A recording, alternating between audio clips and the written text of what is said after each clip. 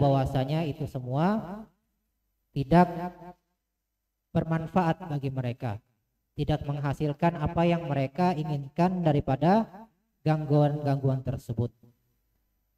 Bahkan yang mereka dapati justru sebaliknya, justru daripada kaum muslimin itu semakin bertambah keimanan mereka dan tambah meningkat keyakinan mereka terhadap Allah dan Rasulullah SAW. Sehingga mereka memikirkan cara lain untuk mensikapi daripada dakwah Nabi SAW. Sehingga mereka bermusyawarah untuk mencari jalan keluar dengan mengutus seorang yang akan membujuk Rasulullah SAW daripada ataupun untuk menghentikan dakwah beliau. Yang mana diantaranya mereka mengutus Uqbah ibn Walid, yang mana Uqbah ibn Walid ini pergi menuju Rasulullah SAW. Kemudian dia mengatakan kepada Nabi SAW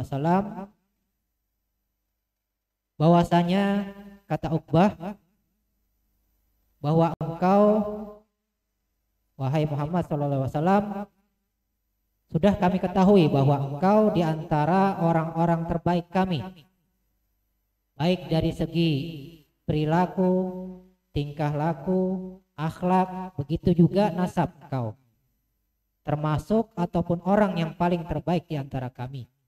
Mereka sudah menyadari hal demikian. Jadi Nabi kita SAW itu memang sudah diakui di antara ataupun orang yang terbaik di antara mereka dari segi kepercayaan, dari segi perilaku beliau.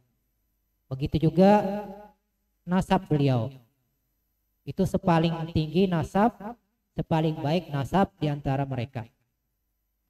Sehingga Uqbah ini kemudian mengatakan bahwasanya engkau telah mendatangi kaummu dengan perkara yang besar, perkara yang baru, yang besar, yang bisa mempengaruhi daripada apa yang sudah diyakini oleh kaummu. Sehingga apa yang kau datangkan ini menyebabkan terpecah belahnya daripada persatuan kaum Quraisy. Itu yang pertama dia keluhkan terhadap Nabi SAW, yaitu bisa menimbulkan perpecahan di antara mereka. Kemudian yang kedua, Uqbah mengatakan bahwasanya engkau wahai Muhammad telah menganggap bodoh, telah menganggap bahwasanya orang-orang di antara kami yang berpengetahuan itu akalnya bodoh, akalnya minim untuk bisa memaham yang sebenarnya, yang sesuai dengan hak. Kemudian yang ketiga, engkau juga wahai Muhammad menjelek-jelekkan daripada sembahan-sembahan kami, daripada berhala-berhala dan patung-patung.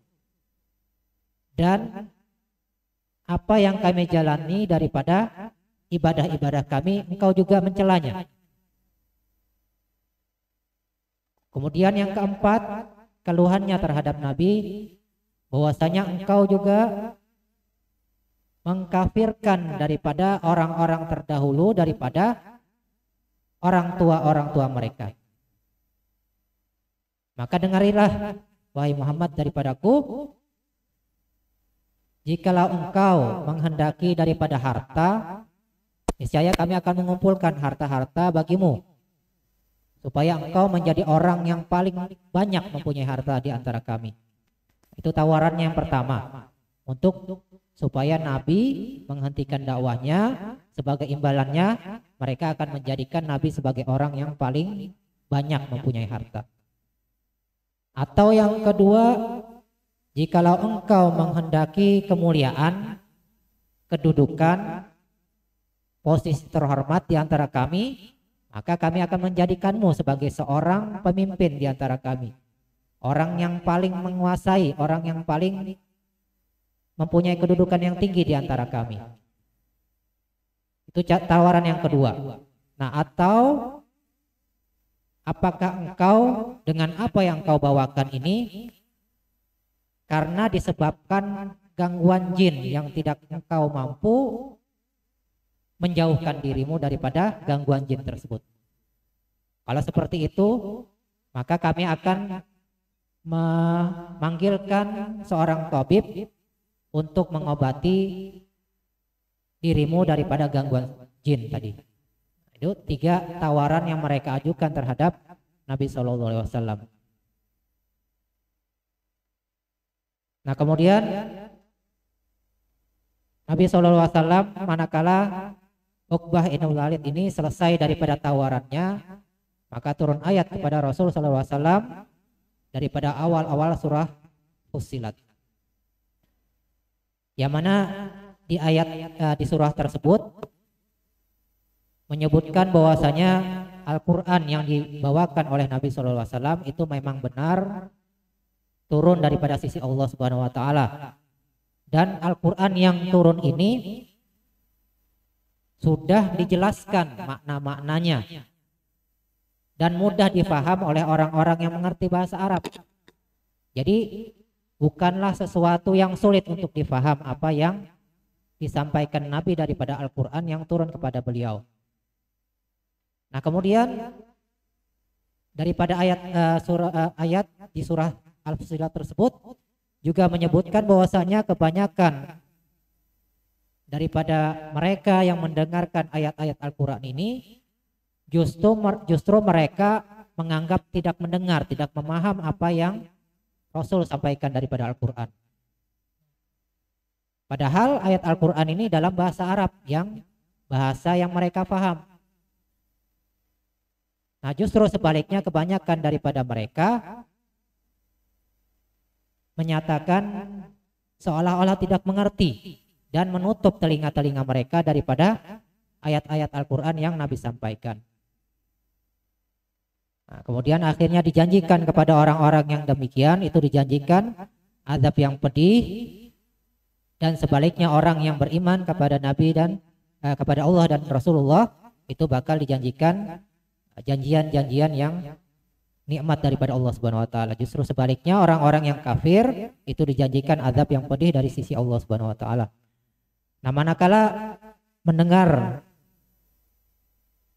surah Fussilat atau permulaan surah Fussilat yang disampaikan Rasulullah SAW, maka Uqbah menahan Nabi SAW daripada meneruskan perkataan beliau. Artinya sudah cukup apa yang disampaikan Nabi. Uqbah ini merasa apa yang sudah disampaikan Nabi adalah sesuatu yang benar, sehingga dia akhirnya kembali kepada kaumnya dan menyatakan kepada kaumnya bahwa udah apa yang disampaikan oleh Rasulullah SAW itu hendaklah kalian udah jangan mengganggunya lagi. Apa yang disampaikan oleh Rasulullah SAW itu adalah sesuatu yang benar. Ini Uqbah ibn Walid manakala mendengar surah yang disampaikan Nabi atau ayat Al-Quran yang disampaikan Nabi, itu dia sudah merasa cukup dan merasa apa yang disampaikan Nabi itu adalah sesuatu yang hak, sehingga justru kaumnya yang mengutus beliau itu akhirnya tidak sesuai apa yang mereka inginkan daripada apa yang dibawa oleh Uqbah ibn Walid. Mereka mengharapkan Uqbah ibn Walid bisa menghentikan Nabi daripada meneruskan dakwahnya. Ini justru sebaliknya, justru Uqbah ibn Walid ini terpengaruh dan beriman kepada Nabi SAW. Dan lagi akhirnya juga mereka menawarkan Allah SAW untuk saling berbagi ibadah kepada Nabi SAW. Udah, wahai Muhammad, menyembah sembahan kami dan kami menyembah Tuhanmu. Akhirnya turunkan kepada Nabi SAW surah Al-Kafirun.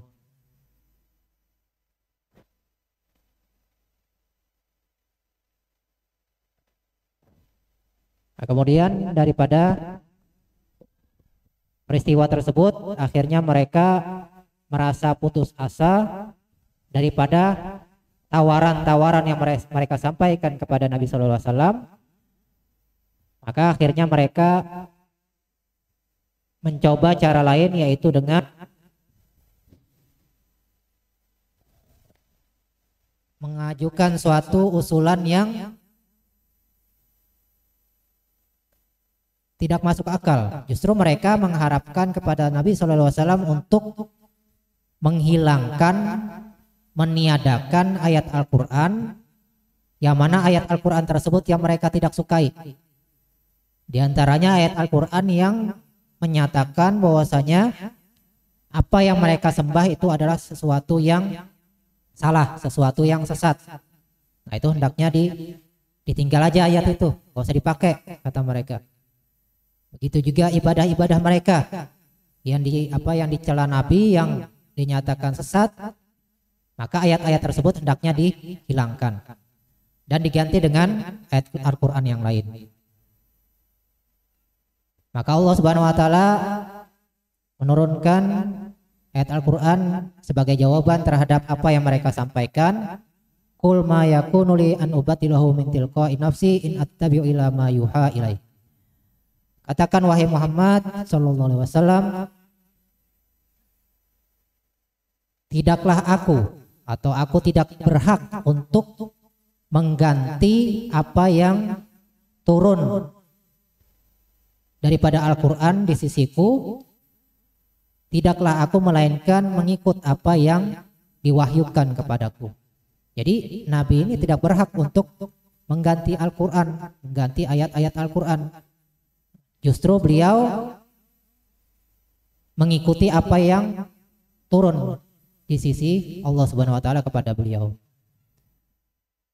Nah, itulah yang percobaan, bujukan dan segala macam daripada kaum Quraisy untuk menghalangi dakwah Nabi SAW dengan berbagai macam hal tadi. Mereka mencoba kepada Nabi SAW, tetapi apa yang mereka dapatkan justru sebaliknya. Justru Nabi SAW tetap di dalam dakwah beliau tanpa mengurangi sedikit pun daripada apa yang beliau dapatkan daripada Allah Subhanahu wa taala. Sehingga kesimpulannya di sini, manakala bahwasanya suku Quraisy mereka merasa putus asa daripada menuntut Nabi SAW untuk mengadakan tukar menukar ibadah. Jadi mereka asalnya mengajukan kepada Nabi saling bertukar ibadah, bertukar Tuhan. Itu yang pertama. Wahum ya'buduna ilaha, dan mereka menyembah Tuhan yang disembah Nabi. Nah, kemudian mereka juga akhirnya setelah hal tersebut ditolak oleh Nabi SAW, mereka mengajukan usulan lagi untuk mengganti ayat Al-Quran, yang mana ayat tersebut mencela daripada sembahan-sembahan mereka, daripada berhala-berhala ataupun Tuhan-Tuhan yang mereka jadikan sembahan. Itulah yang dapat kita peroleh daripada sirah nabawiyah pada malam hari ini. Nah, mudah-mudahan kita mendapatkan manfaatnya. Wal-afu minkum, wallahu subhanahu wa ta'ala.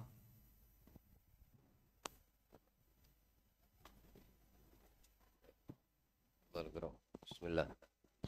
Bismillahirrahmanirrahim. Radhiyallahu ankum. Untayan hikmah yang ke-38 halaman 37. Dalam kesempatan lain beliau berkata, syahadatul mu'assirina lid dunya tamhu hubbal akhirati minal qalbi kaifa bil mujalasati wal muhalatah.